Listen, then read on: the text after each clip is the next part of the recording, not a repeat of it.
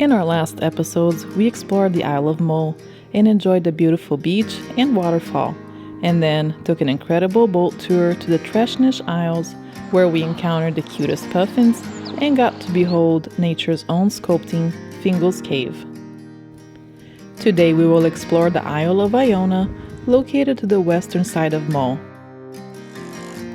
We are, our family adventures, enjoying a perfect summer day in Scotland. Our campsite was 30 minutes away from Fionport Ferry Terminal, which takes you to Iona, and it is the only way to reach the island.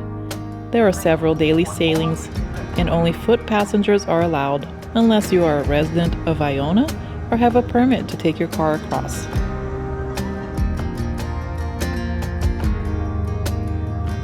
The ferry ride from Fionport to Iona Terminal takes roughly about 10 minutes.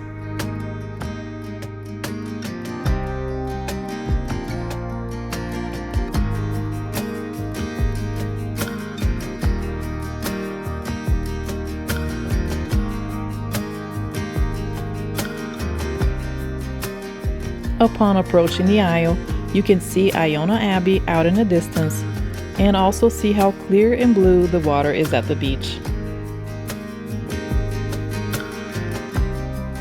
As you enter Iona, one of the first historical sites is the ruins of the Iona Nunnery, founded in the year 1200, which then went into ruins during the Reformation. It is free of charge to visit.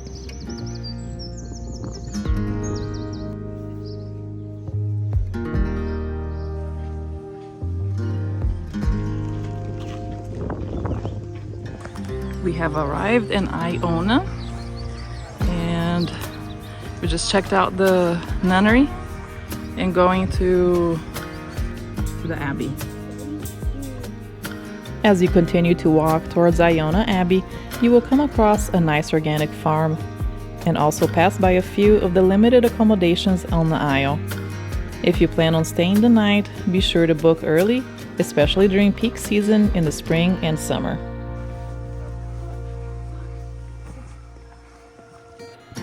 Iona is only 3 miles from north to south and 1.5 miles from east to west, and is steeped in history, being the cradle of Scottish Christianity. The small close-knit community of 120 residents contributes to the tranquil and serene atmosphere here.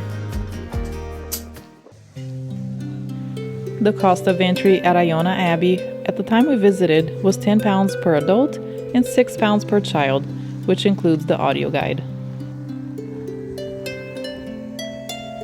Iona Abbey is one of Scotland's most historic and sacred sites, and is renowned for its role in spreading Christianity throughout Scotland and northern England. The abbey was established in 563 AD by Saint Columba, who brought Christianity to Scotland. Here, monks engaged in religious study, manuscript creation, and missionary work.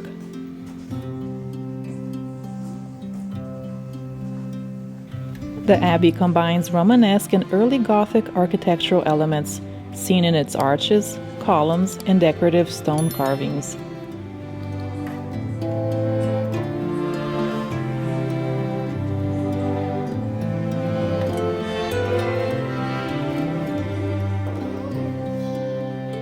Due to its wealth and prominence, Iona Abbey was frequently targeted by Viking raiders in the 8th and 9th centuries, leading to destruction and the dispersal of its monks. Many of the structures were rebuilt in the 12th century, but then again fell into decline after the Scottish Reformation in the 16th century.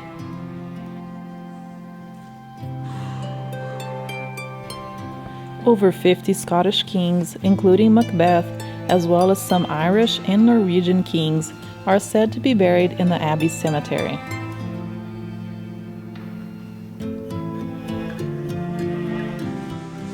The abbey was restored in the 20th century, largely due to the efforts of the Iona community.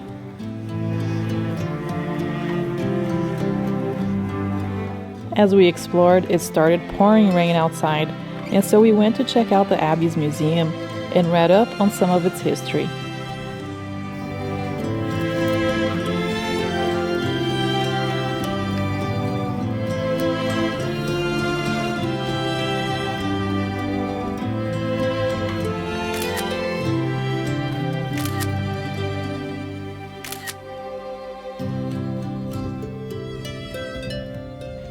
After the rain subsided, we quickly made way to the northern side of the island to check out the famous white sand and blue beaches, while observing the peaceful fields full of animals grazing.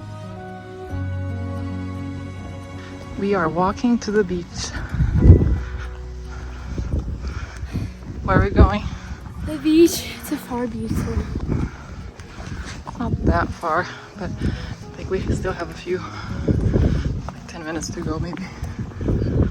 So when you come to Iona, you can't bring a car unless you're a resident or have some kind of special permit. But the island is very walkable. And now we're walking towards the northern side with there's some beaches. And it's so pretty here.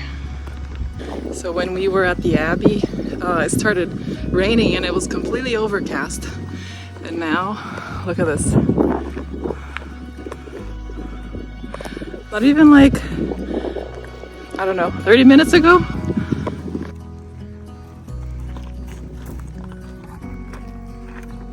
Thank you. We're coming into the hills. Watch where you step.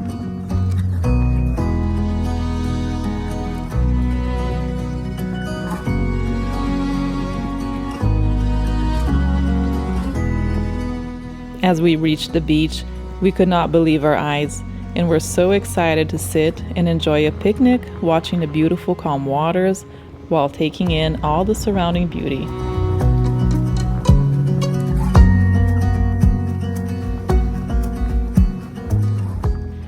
This place is possibly one of the most beautiful hidden gems in Scotland. With its clear turquoise waters and soft white sand, it felt like a little slice of paradise. And we were lucky to get one of those rare, perfect summer Scottish afternoons. Warm sunshine, a light breeze, and barely another soul around.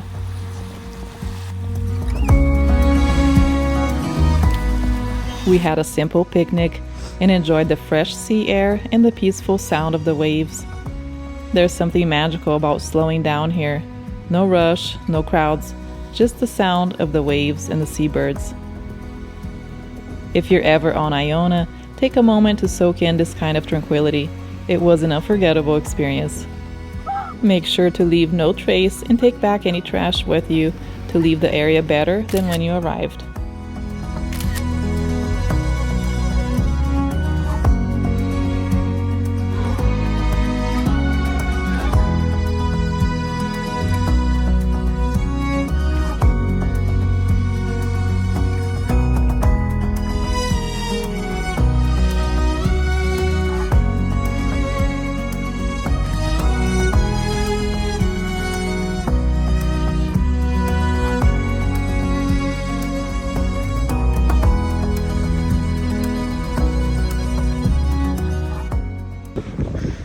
We are on our way back to the ferry. You can see it all the way out there, heading over to Fionport. Let's see if I can zoom into it. Here it is. So the one we're trying to catch is at 4:45. It is now 4:21. Hope we make it.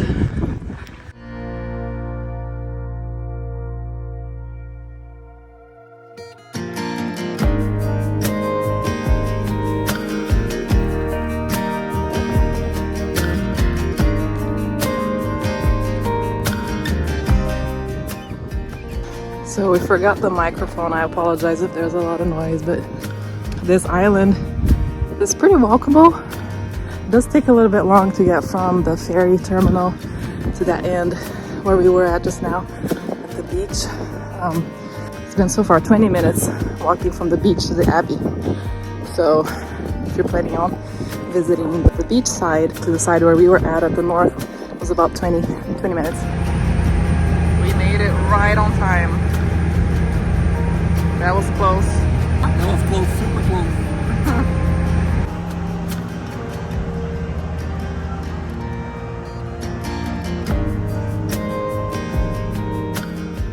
On the road back to the next ferry in Craignair, we took in the stunning sights of Mull, knowing this is a place we definitely want to return to someday.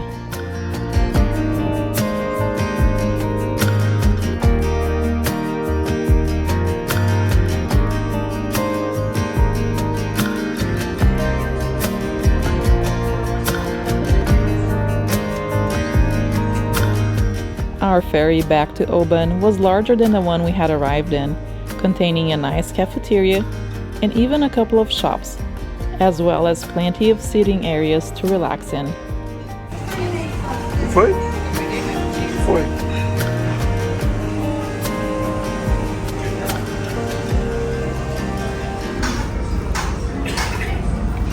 Mommy filming. Look at fish and chips. That's your favorite now, isn't it?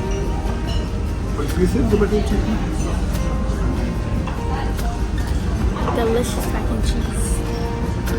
I love this drink here too, it's really good.